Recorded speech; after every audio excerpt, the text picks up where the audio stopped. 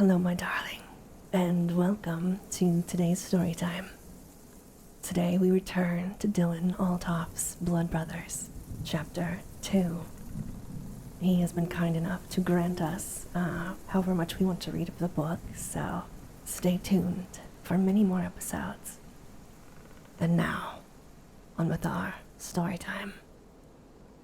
Hearing the grunt from Arthur's strike, Kratos whirled himself around, not even asking what was happening. Kratos immediately bent down and leaped forward, his werewolf voice striking the air with its bellowing ferocity. Kratos soared through the air with his hands instantly morphing into his black furred, bulging, and razor-sharp werewolf claws. The claws met the invisible surface Arthur had punched, and Kratos tackled the figure to the ground, savaging the transparent assailant relentlessly. The two other werewolves behind Arthur tried to react themselves to help Kratos, however. They then found themselves suddenly struck upon. Arthur turned around and saw one man gripping his companion's neck intensely. He was growling deeply and struggling as his face went red. The other werewolf was struck to the floor. Arthur saw his legs raise upwards, as though someone had kicked them out from under him. The werewolf roared with surprise in a snarling, grizzled howl as he landed on the ground. Arthur then assumed whoever had tripped him must have leaped on his body, as their head began shooting from side to side on the floor, like they were being repeatedly punched.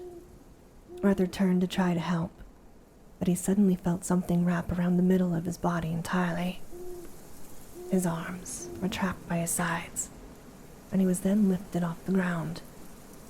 And this invisible attacker felt like a boa constrictor snake, as Arthur grimaced in pain as they tensed their large arms, squeezing him harder and tighter with every passing second.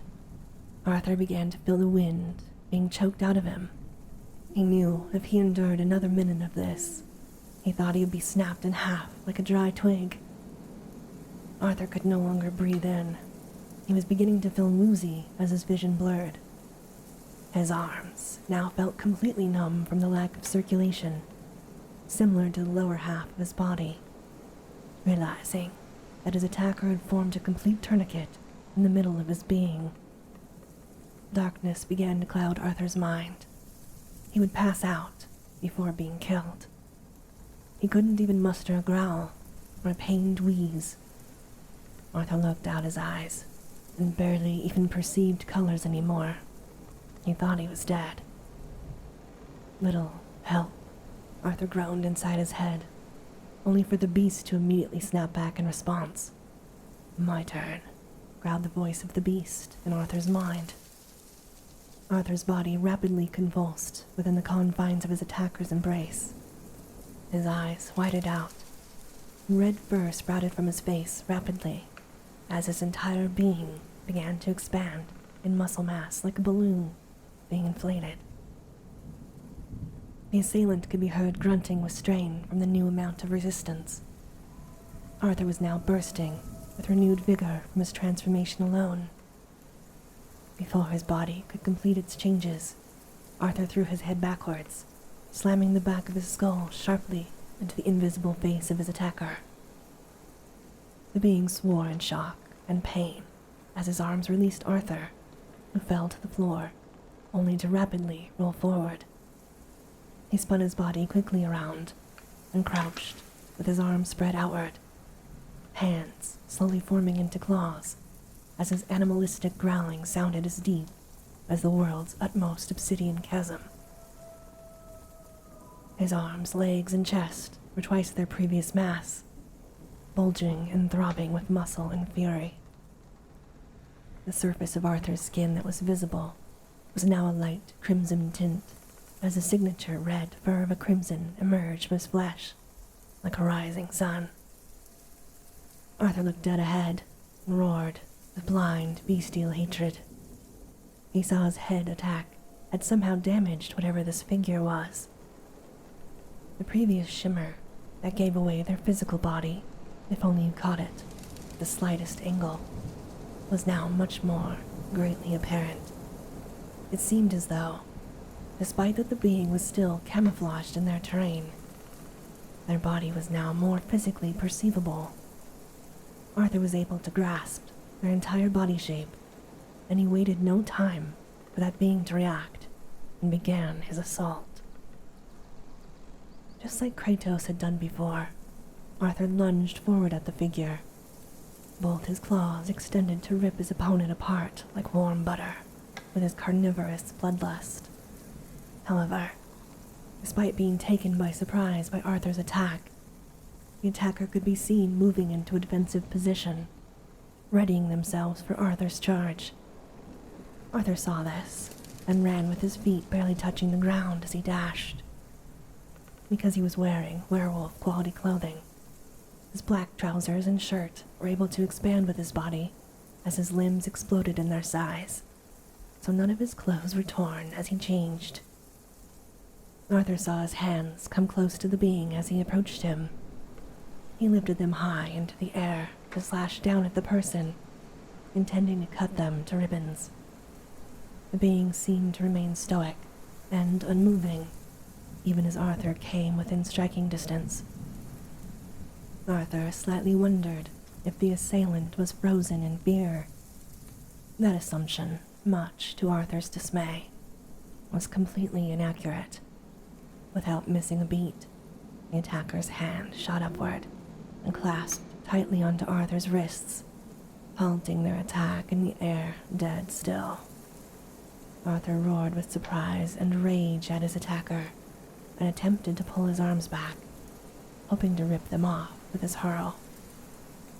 But Arthur's entire heave didn't even bulge the being's arms by an inch. This person was able to keep Arthur's arms held still, leaving his claws functionally useless now. Arthur tensed his arms. They grew larger and larger, his bicep muscles nearly reaching toward the mass and height of his head, as every vein in his body pushed themselves to the surface of his skin. His rage began to cloud his vision to the point that Arthur was almost seeing the world through a blood-like haze of pure wrath. Arthur paused his heavy breathing for a moment, as he could swear he saw the shoulders of his attacker jut up and down ever so slightly. It almost looked to Arthur like the attacker was chuckling at him. He paused for a moment. He breathed in deeply. It seemed that all the noise of the attack faded from his ears. Kratos and the other werewolves no longer existed in Arthur's mind. There was complete silence. His pupils faded back into existence as Arthur looked dead on at his attacker. Then he smirked as his eyes looked from his left to his right wrist.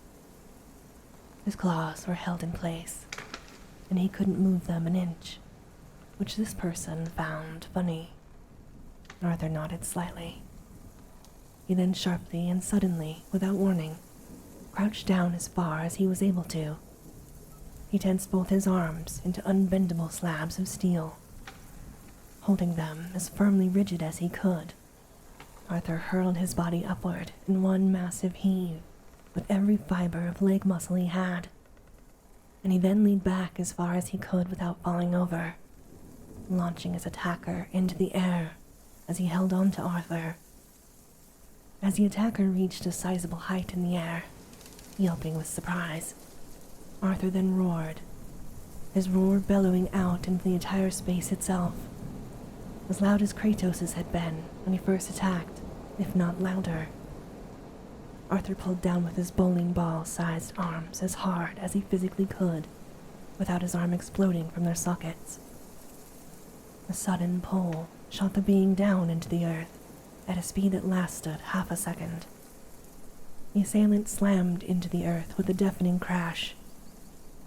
Through the shimmer, which gave way their form in the light, Arthur saw their knees buckle and become lost in the air. So Arthur had managed to hurl their entire being into the earth. My body lay on the ground in front of Arthur now, their hands detached from Arthur's wrists as they lay in what looked like a small crater he had created from his attack. Arthur looked at his attacker, who wasn't moving, but he didn't take any chances. He clenched his left claw, then spread his fingers out wide. Arthur reached out with his claw and clasped his entire claw around the being's head, and he was going to pop it like a grape. "Before you kill me, can my last meal be spaghetti bolognese? I just love an authentic Italian tomato sauce," snarked the voice of Delphur Septus from the head of the invisible attacker. Arthur halted in place, as perplexed as he was terrified. If Arthur had been a computer, then he would have shut down to a system error at this moment. He was as still as a statue.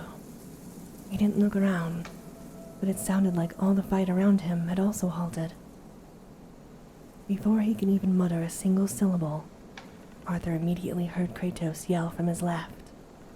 "Delphur, you bloody idiot," Kratos thundered. His voice was somehow even louder than the roars of his werewolf lungs. However, the only response that came from the being was still heavily lying on the ground, his skull still in the palm of Arthur's claw, was a few childish giggles.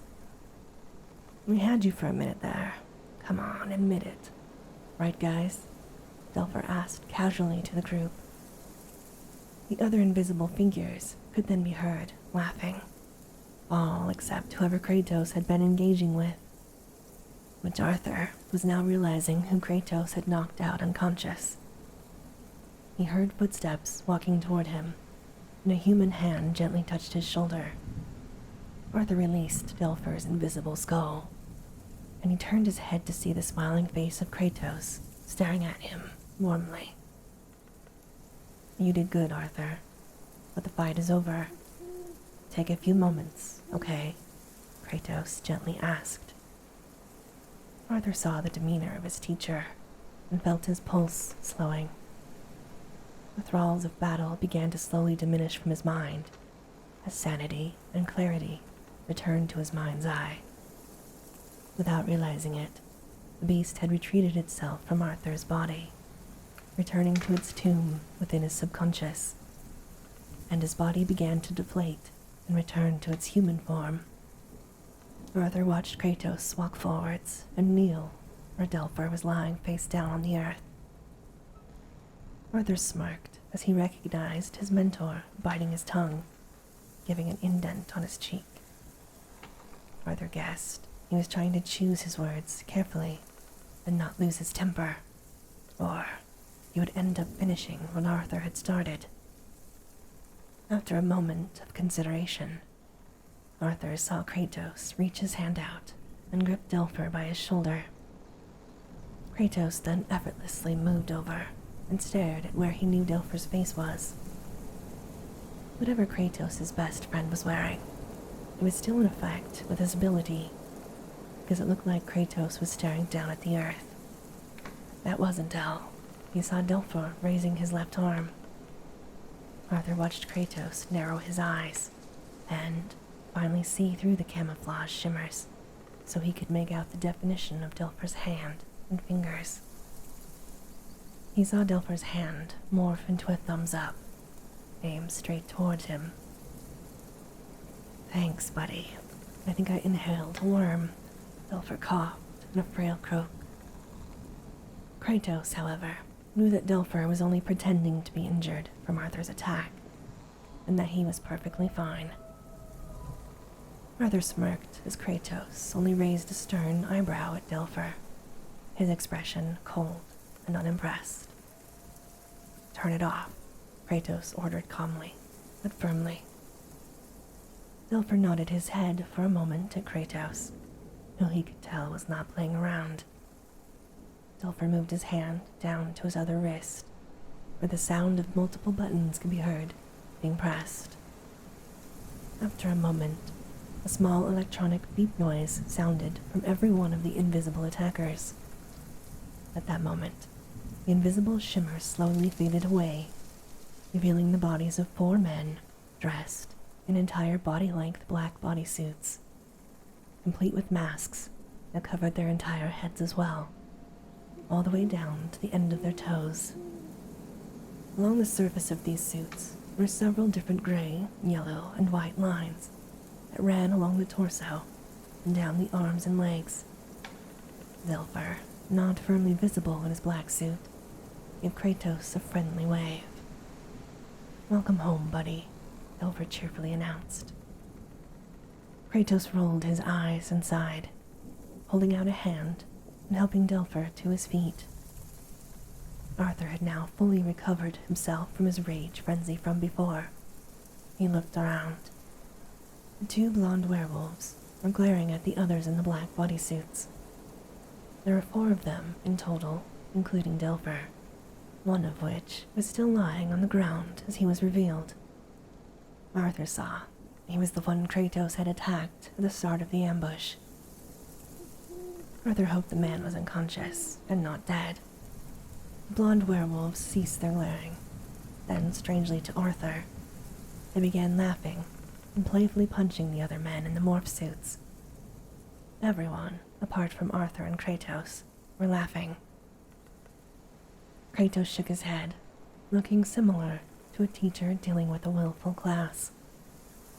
Arthur didn't understand why they were acting so casually about the fact they were just attacked.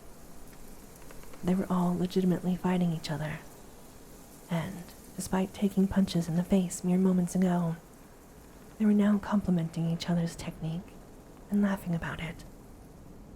Arthur ignored the rest of them and stood next to Kratos, who was facing Delpher.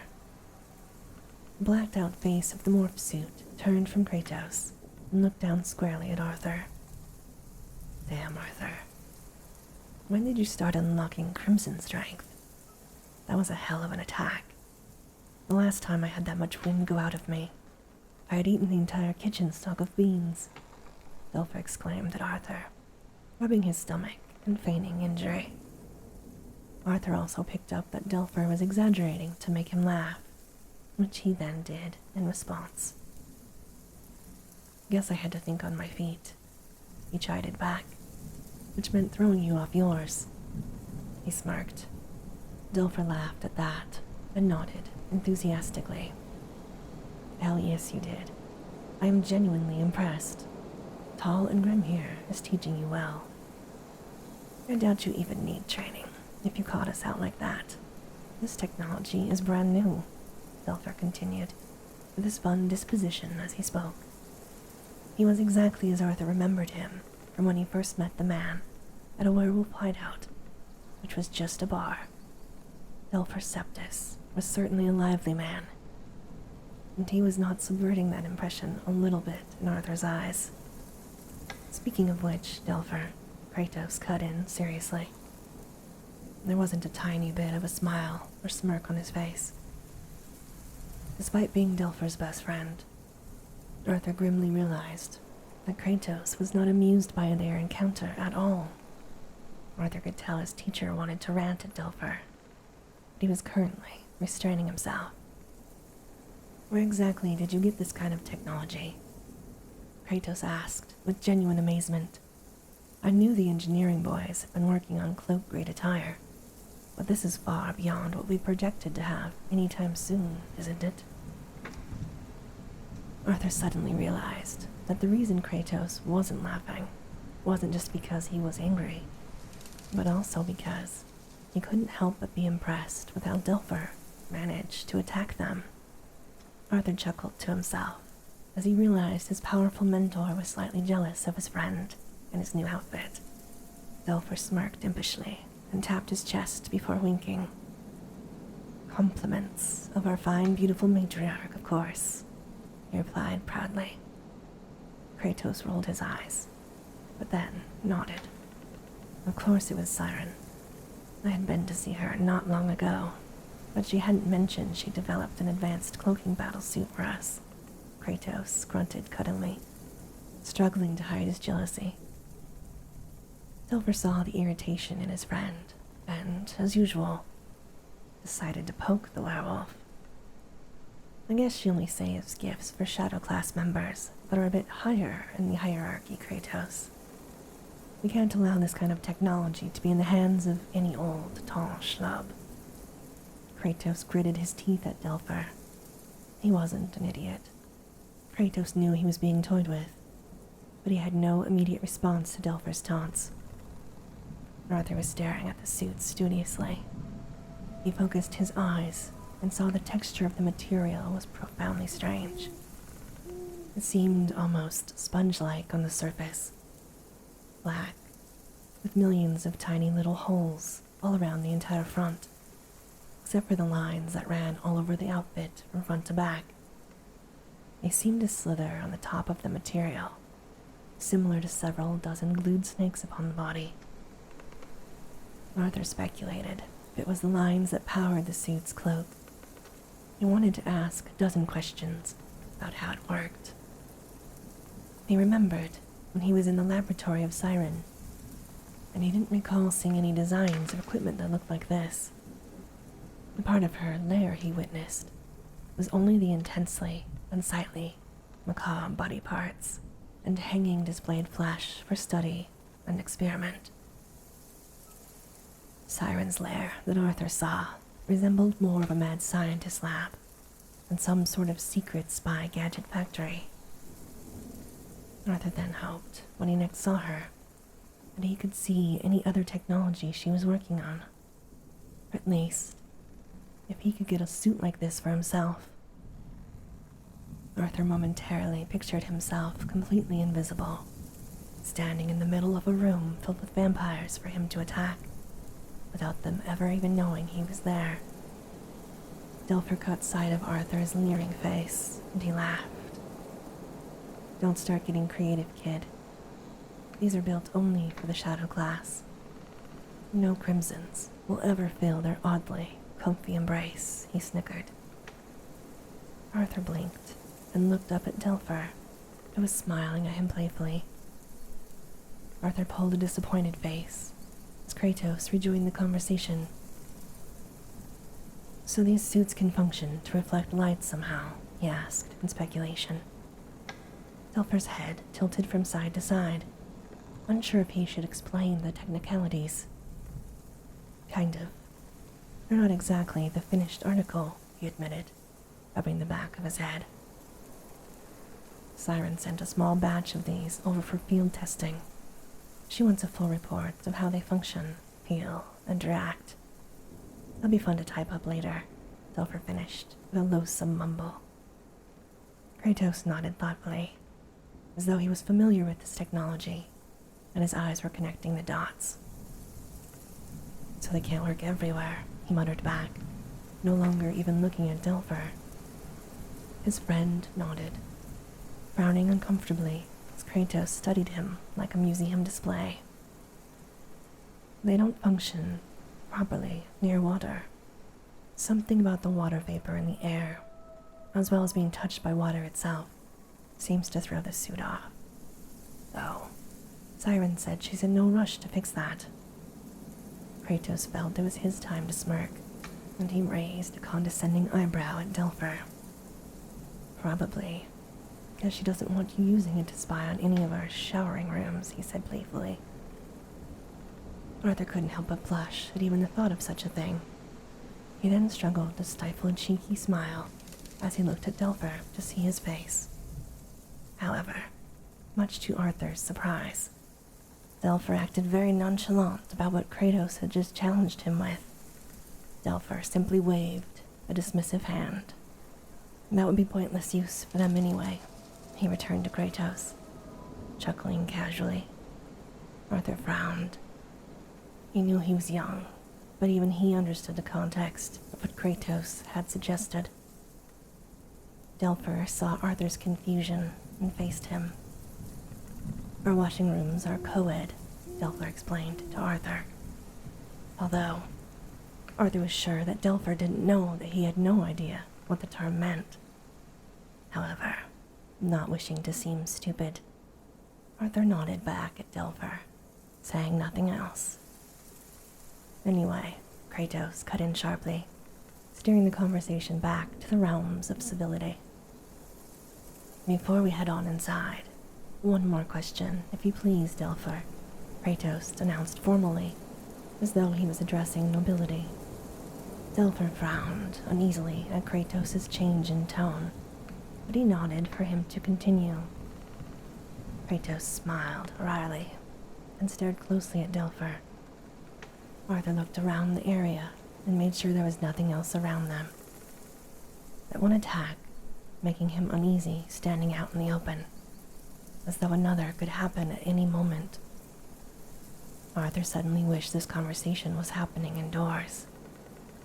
Well, as thoroughly enlightening as all of this has been, Kratos began, Arthur noticing as he spoke, a small vein started to throb on the side of his mentor's head.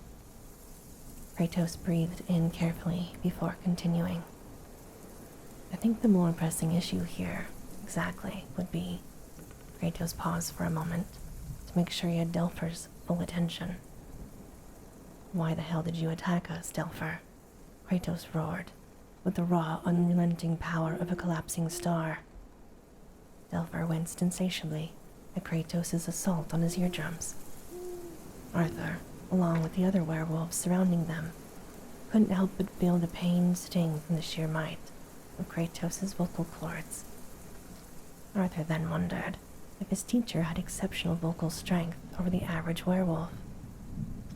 Arthur believed that with his untransformed lungs, his mentor's bellow could rival the roars of a fully transformed werewolf. The throbbing vein on the side of Kratos' head was much more prominent from Arthur's viewpoint now. Arthur looked at Delpher, who now resembled the disposition of a student being yelled at by a teacher. It oddly reminded Arthur his old math teacher, Mr. Rexon. He would be able to holler at a disrespectful student so thoroughly that any bravery they thought they possessed would melt into a boiled puddle in seconds.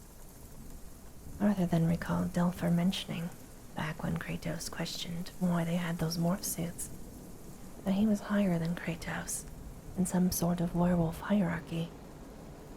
Yet here his teacher was, bellowing down at his supposed superior, successfully. Delpher coughed uncomfortably and avoided Kratos' gaze. He mustered an uncomfortable smirk and nodded. Yeah, seemed funnier in the moment, I suppose, Delpher mumbled. Kratos simply stared at his friend, waiting for him to continue. Delpher then shrugged.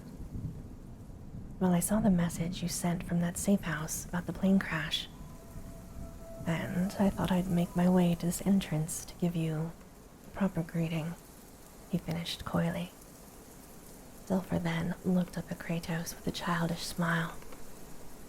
At first, Kratos maintained the death glare he was pointing, before he finally rolled his eyes and chuckled.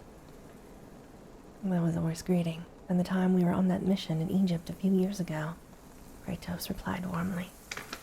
Delpher then laughed loudly.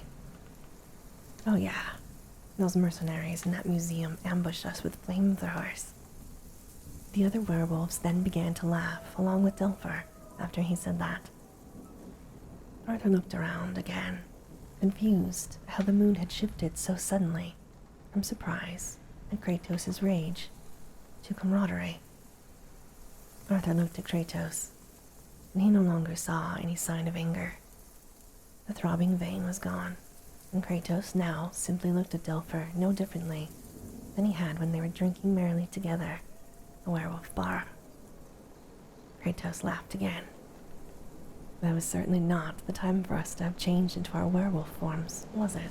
He asked, only for Delpher's eyes to widen intensely with remembrance. Oh, the smell. People think regular burnt hair is bad, but werewolf fur is something else, Delpher lorded, waving a hand over his nose. Arthur couldn't help but laugh now, along with the others. Delpher saw Arthur join in, and he narrowed his eyes. You'll know soon enough when you start your training, kid, he warned cheekily, making Arthur's smile drop suddenly. What do you mean? Does my training involve being set on fire or something? He asked, cagily. Delpher chuckled darkly now. Kratos turned his head to Arthur, bearing a similar patronizing smirk for Arthur to be surrounded by. I think Blaine has been pushing for that test to be added to the curriculum for 8 years now, Delpher chuckled to himself. Not quite, Arthur, Kratos began, ignoring Delpher's comment. He and Delpher then shared a brief look before returning to face him. However, Delpher began excitedly. When me and Kratos were new cubs starting our training, I remember the higher-ups putting us through all kinds of different initiations. You're in for some scary nights, kid. Arthur studied Delpher's face for any signs of joking or messing with him, but the man's expression didn't break in the slightest. Arthur then snapped his head to Kratos for any kind of alternative explanation. His mentor simply continued smiling at Arthur, and he shrugged his shoulders in compliance. Arthur's mind immediately descended into a cavalcade of multiple scenes of werewolves, forcing Arthur to do something demeaning and dangerous.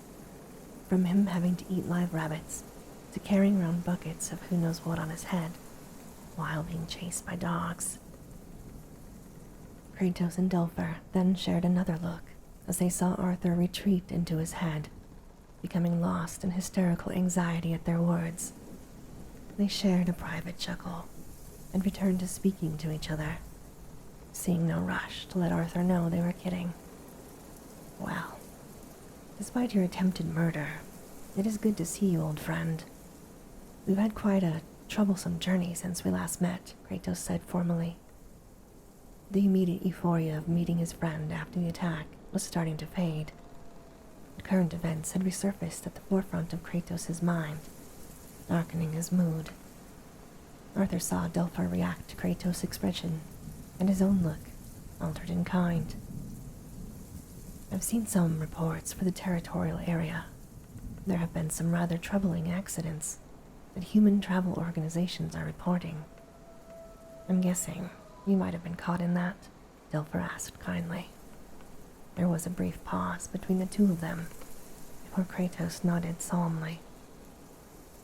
Yes, I'll make my separate report about that after I get Arthur properly settled, Kratos responded. However, shortly after that, a more substantial incident occurred that I have to report to Cyrus immediately. His eyes were focused intently on Delpher. What could have possibly happened that is that bad? Delpher asked seriously, a small hint of fear in his voice as he saw Kratos' expression harden. Kratos breathed heavily and did not break eye contact with his friend. Arthur and I were attacked by a very dangerous opponent, he answered, as Delpher's eyes widened fearfully. Arthur came back into the moment after he heard Kratos mention the attack. He looked up at Delpher's face, to the two blonde werewolves, and Kratos told them about their attack. Another moment passed before Delpher snapped his head to Arthur, his expression serious and firm. Arthur had a feeling that playtime was over. Arthur, Delpher asked seriously, give me and Kratos a moment, please. We'll catch up later. Arthur did not argue. He had a feeling that Delpher was being as understanding in his order as he felt he could be. Arthur simply nodded his head, and he then walked away from the pair as they began to exchange private words. Arthur knew if he focused his hearing, his werewolf ears could pick up on what they were saying, but he refused to betray their trust so casually. Arthur approached the other group of werewolves as Kratos and Delpher spoke. Two blonde werewolves and the two others that were in the attack were chatting in a small circle a few meters away. There was still the one man who was lying unconscious, and Arthur had not seen anyone go check on him yet. This made Arthur hope that it was a sign he knew they were okay. He felt a guilty pang as he looked on at the man, and he wanted to help, even though he had no idea how he would do so. As he approached, the men nodded at him as he came closer, a small sign that his presence was welcome for him to join. As Arthur came within range, he heard part of their conversation. So, I heard this year at the Eclipse Festival, Cyrus is going to bring back the Colosseum one of them said confidently. Following that statement, one of the werewolves in the black morph suits to Arthur's left immediately shook his head, with Delpher being the only one in the group to have taken off his head cover. It looked like 3 people were standing next to third-dimensional shadows. No chance, the bodysuit werewolf said back, his voice deep and curt as he spoke. He sounded to Arthur like someone who had taken a cheese grater to his throat. Arthur wondered what face would match such a voice, but his face was still covered by the suit. We have the cages and the pits now. We don't need the Colosseum anymore. I don't see why Cyrus would even think on it. The others seemed to nod along with him, but the blonde werewolf who spoke before was unconvinced. I heard this from a bunch of betas. Cyrus wants you to make this year's festival the biggest we've ever had. Apparently, recruitment is an all-time high, and Cyrus wants to welcome all the new cubs with a bang. He countered only for the others in the circle to all face Arthur, who could only smile meekly back at them. You 2 fought a bloody hunter, Arthur heard Delpher screech. All the men, including Arthur himself, turned and looked at the pair. As Arthur continued watching, those in the group slowly moved their heads back and looked at Arthur again. Arthur looked back himself and saw the werewolves staring at him, but this time it wasn't in mild amusement. They now looked at Arthur with abject disbelief. Arthur knew that they all knew about the hunters, but they also equally knew that pretty much any werewolf that crosses their path dies. Yet, here was a fresh new cub that they had just heard had run into a hunter and survived. Arthur stared at them uneasily. Their looks made him beyond uncomfortable, and he had no idea what to say. Lucky for him, Kratos came to his aid, patting Arthur's left shoulder after walking up to the group. Arthur, it's time to go, he stated calmly, as though he was remarking mildly on the weather. Arthur looked back at his teacher, who smiled neutrally back at him. He wondered if Kratos was trying to prevent an onslaught of questions from being fired at him.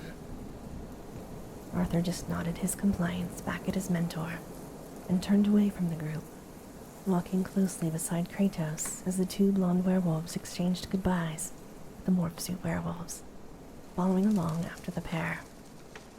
Delpher nodded at Arthur and Kratos as he walked past them, relaying orders to the other werewolves.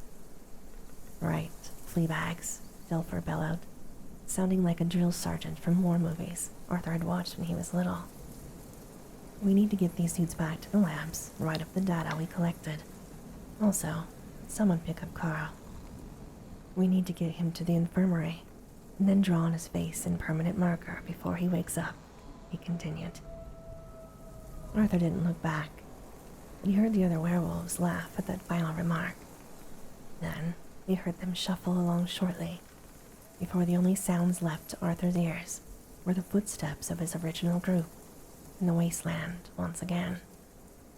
However, now they were not walking far. All 4 stood still and breathed for a moment. Arthur wondered if they were recovering from the attack by Delpher's squad. However, they simply stood there and did nothing. He wanted to comment, to ask why they stopped moving. He didn't sense any more invisible assailants around them. Kratos looked to the left, then the right.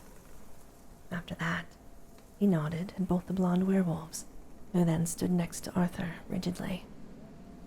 The pair of them took out a strange, dark, gray-colored key from their pockets and knelt a few meters apart from each other. They brushed the dirt off the ground, revealing a metal keyhole in the earth itself. Arthur watched silently, fascinated. To him, this seemed a lot more complicated than Siren's hatch opening into her lair. They put the keys inside the openings at the same time, and then they paused. It was like the sound of metal parts clunking against each other, accompanied by odd static-sounded buzzing. Kratos was standing next to Arthur, equally silent, watching. Arthur looked up and saw Kratos' stoic face, bearing the expression of a man who had seen this 100 times already. The two men then looked at each other and nodded, turned the key at the same time. Several loud clicks went off within the bowels of the earth beneath them. It started with a small series of clicks, going off fast, like a vast chattering. Then as the clicks went louder, they were far more spaced apart, turning into loud metal hammerings, like a blacksmith smacking his anvil. The thundering was almost shaking the ground on which they stood. Arthur looked around as this occurred, uncertain and slightly scared of what was about to happen. He looked at Kratos, whose face was still passive, which calmed Arthur somewhat. The two men then pulled their keys out of the locks and placed them back in their pockets, standing up and taking a few steps backward.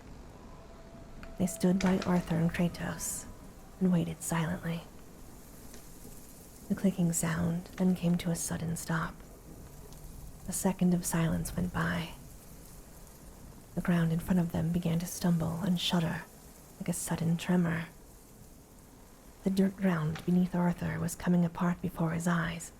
A large circle indent appeared before them within the dirt on the ground. Arthur then heard a mechanical sound of movement, halting still. Now, before the floor of them, was a solid gray metal platform. The three men stepped on the platform casually, as though stepping on a bus they had been waiting for. Arthur, however, could only look at the entire contraption with awe. His mind was aflame with questions. He wondered how was this thing hidden in the ground, with the dirt surrounding it. He was then equally baffled at how much security was behind it. Before, Arthur had thought Siren had too much security, but he felt this was nearly science fiction levels. He knew the werewolves were careful about vampires attacking them, but he had no idea how or when the werewolves could have possibly constructed all of this. Before nightfall hits, Arthur, Kratos muttered sarcastically, snapping Arthur's attention back into the moment. Arthur looked at the four men who were staring at him, waiting for him to follow after them. He coughed, embarrassed, and he then stepped onto the platform quickly. Before he could say or do anything after his second foot touched the metal, the platform began to sink slowly into the earth. The two circle halves closed above them as they sank. Arthur's descent into the Wolf Kingdom had begun. And this, my darling, ends our story time for today. We will resume Chapter 2 next time. As always, I hope that you have very sweet and creepy dreams.